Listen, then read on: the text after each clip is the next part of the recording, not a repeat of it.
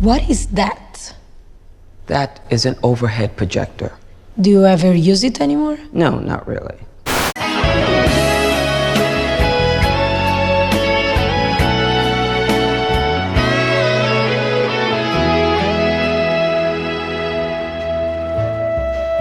The Beverly Update, the second free expansion tacked onto the critically acclaimed Spiritfarer, dropped in the summer of 2021. No question about it, I am ready to get hurt again. The Beverly Update features a new spirit to welcome aboard your ship, and to everyone's utter shock, her name is Beverly. The smallest passenger aboard Stella's vessel, Beverly is found in Oxenfree and claims to be Stella's elderly neighbor. And hoo boy, she certainly plays the part. Jumping from one topic to the next with little to no segues, the narrative whiplash found in her storytelling was enough to snap my damn neck. Truthfully, her problem here, the thing that sort of anchors her to this world, is pretty easy to spot. The word subtlety certainly wasn't a part of the writer's lexicon here. That said, she certainly has interesting stories to tell using the new buildable archive room, allowing Stella and her new passenger to reminisce on aspects of their lives. That's if you can get her on board, the process being one of hilarious aggravation. She has this whole vision of what she wants her house to be and has you running this overly long errand to find the right blueprints, and once you welcome her aboard, she's like, yeah, no, that's not right. Take me back to the island. And then she herself gives you different instructions on how to build it. Things that could have been brought to my attention yesterday! She's an interesting character to be sure. Maybe not one of my favorites, as Beverly shares a lot of similarities with another passenger, but she certainly has her moments. Now, the Lily update featured a fair amount of new features and fixes, but the introduction of Beverly also carries with it a host of tweaks and, more importantly,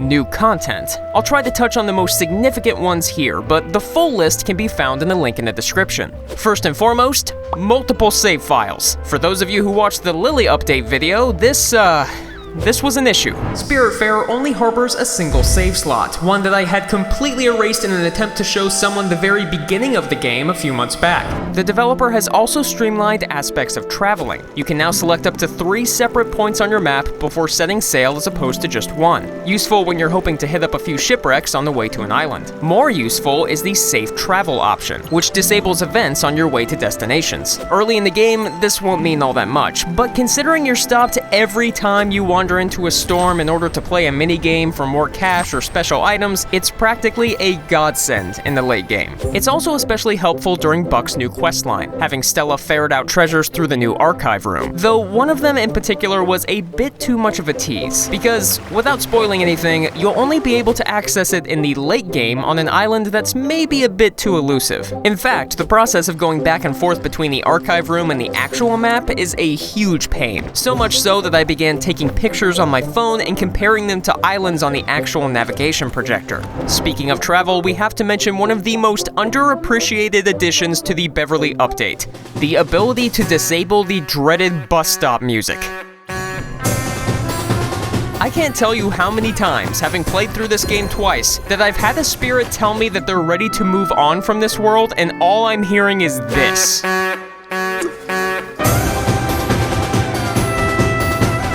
That's not to say that the music here is bad. If you've played Spiritfarer, you know it's one of the game's strongest aspects, next to its presentation, gameplay, and that weird Everlight yo-yo that Stella occasionally makes when she's bored. As a complement to the soundtrack, you can now listen to a great number of songs through the lounge's jukebox, and if you happen to take a seat at night, you can relish a separate feature that pushes the camera to view the night sky, which is a nice indication of your progress.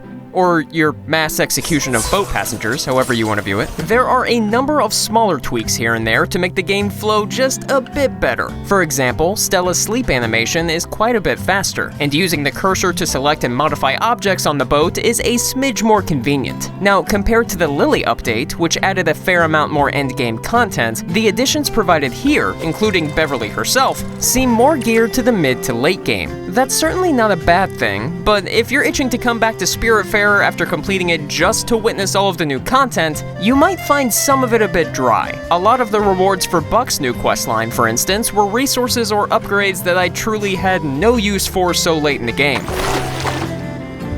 That said, they're all excellent additions for newcomers, and veteran players can experience Beverly's story at a moderately brisk pace given the resources required to complete her quests are most likely forming cobwebs in your inventory at this point. In the end, it's another excellent addition to a game that was, by all means, pretty excellent to begin with. Please won't you be my neighbor?